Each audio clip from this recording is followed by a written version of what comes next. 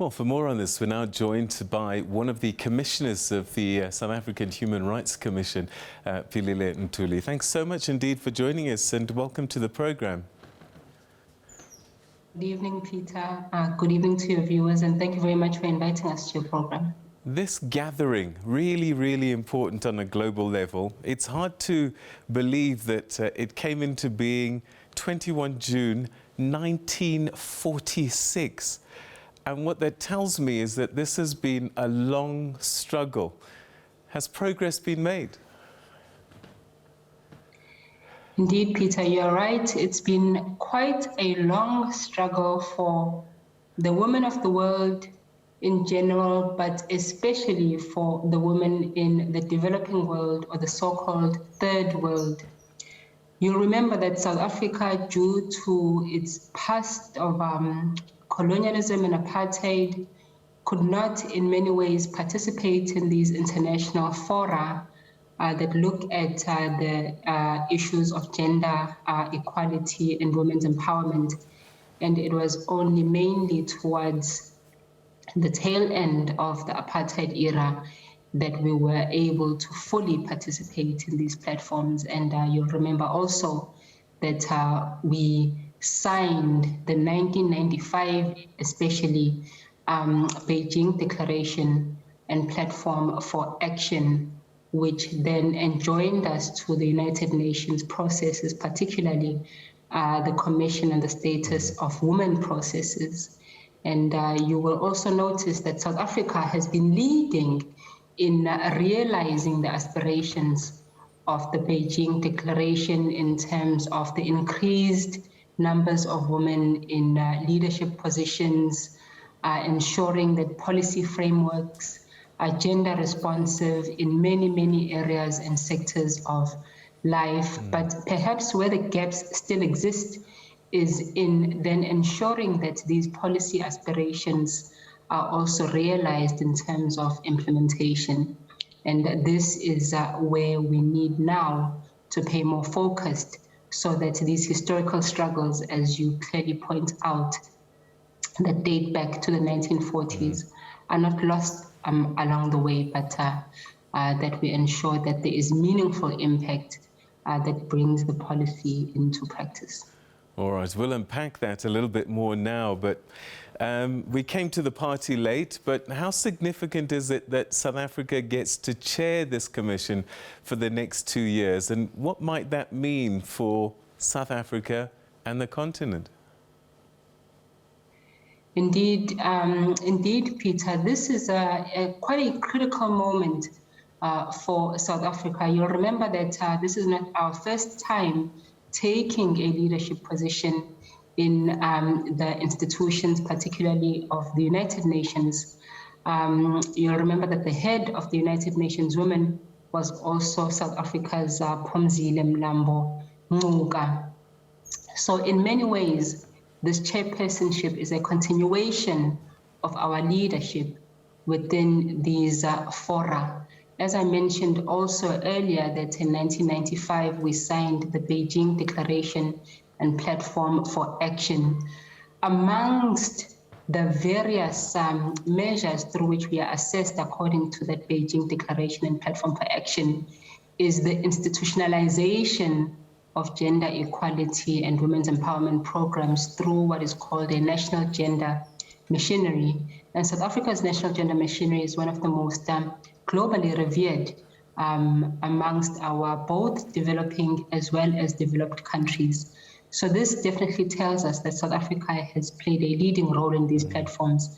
This chairpersonship also then is a way to further continue that leadership that we have shown amongst our counterparts across the world. You mentioned developing nations at the beginning of this conversation, and I just wonder, when we look at issues like climate change, for example, what we know is that the effects of climate change disproportionately affect women and children and girl children. And most of those women that are most affected are in developing nations. How do we get this to be something that can be worked on and positively affected in a commission like this? You know, Peter, we are living in an era of intersecting crises.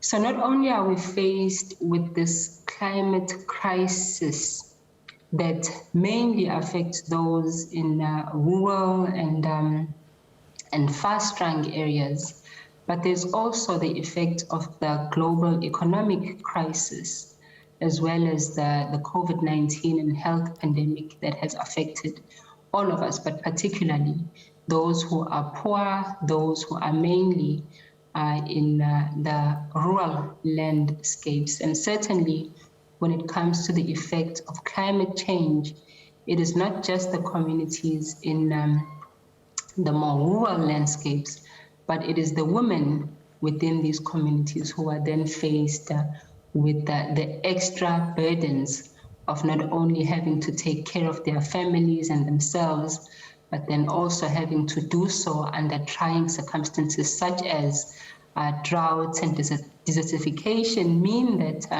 women have to walk longer distances, for example, to try and fetch water to take care of their families. And this then takes up more time that they could use elsewhere to be more productive and more useful. So in us addressing the impact of climate change, we have to look at its effect on the most vulnerable, which is women and girls, but looking at that also while seeing the impact and the intersectionality of the climate crisis with the health pandemic and the economic crisis, so that we address them more holistically as opposed to as individual crises.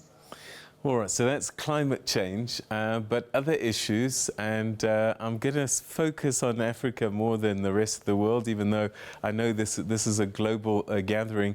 But conflict is another big thing that we find women and girls again getting most caught up in. How are we able to look at dealing with this? And also, you know, we hear of research that says if you want lasting peace, you have to have more women involved in the solutions. Peter, this 66th session of the Commission on the Status of Women comes after a pre-commission session wherein African women gathered in Addis 2 weeks ago to deliberate on similar issues and asking similar questions, interrogating the questions related to how do we ensure that women, particularly those who are in conflict-ridden societies, also find the protections and the promotion of their human rights. As we understand, we cannot speak of human rights without speaking of women's rights.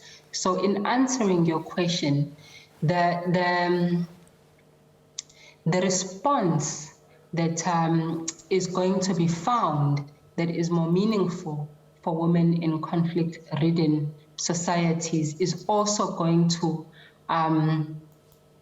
mean that we have to, in addressing questions of climate change, ensure that those who are most vulnerable in conflict-ridden societies become the priority for policy development and other policy initiatives. All right, so what is winning? How, after a commission like this time next year, what will winning look like? What can be done? There are some what are called maybe lower hanging fruits that we can address in the more immediate and more medium term. And then there are other issues that can be addressed in the long term. Perhaps the most urgent has to be issues that relate to capacity. We have to capacitate institutions that are established to respond to these issues and ensure that they are equipped with the necessary tools to be more gender responsive and to address issues of women's empowerment, and particularly women and girls. Second to that, Peter, it's the issue of data. Without data, it becomes incredibly difficult to move forward. So gender desegregated data becomes critically important in our efforts to address the issues of inequalities as they pertain to women and girls. So the issues of capacity, issues of desegregated data, resources, not just financial and material resources, but also human resources, as I mentioned, in the institutions. Then there's also the issue of coordination, intergovernmental coordination and coordination between not just public institutions, which are most vested with the question of developing public policy and implementing it, but coordination across the various sectors of society, so between the public sector, the private sector, civil society, community-based organizations. And this is also the vision of the Beijing Declaration, this national gender machinery.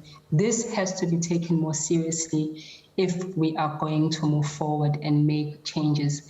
It certainly cannot be achieved by one sector.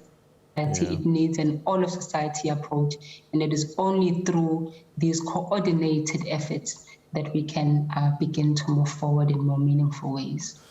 And that brings us back to where we started, where you talked about implementation, because South Africa really does well in terms of public policy and getting the numbers up in the public sector in particular.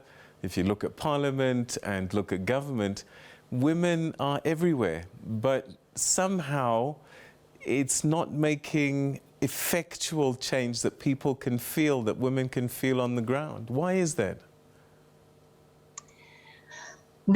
Peter, there are studies that are now beginning to look at these questions that you are asking, which are questions that move us beyond this notion of increasing the numbers of women in institutions and spaces where they were previously excluded from, and to ask then, now that we've got the woman in these institutions, why are we not seeing tangible and meaningful change? And part of the argument is that there has been perhaps an underestimation of the rigidity of masculinist and patriarchal cultures within the very institutions that women have been put into. So part of the work that now needs to be done beyond just increasing the numbers and addressing the issue of access is looking at the support structures for the women who are within these institutions to ensure that their voices are not rendered voiceless by the cultures within the institution, to ensure that their leadership is not undermined, and to ensure that their ideas are valued. And this again takes us back to the issue of coordination and support mechanisms that are vested not just within the individual institution, but across the various sectors, so that there is support for the women, but also then there is a greater and more meaningful advancement for the agenda to ensure that we move our society away from this culture of gendered inequalities and its related violences against women and children. Commissioner Philile Ntuli, thank you so much indeed for joining us this evening. Your thoughts and your insights greatly appreciated. Thank you. Thank you very much, Peter. I wish you very well. Good. Have a good evening. Thank you.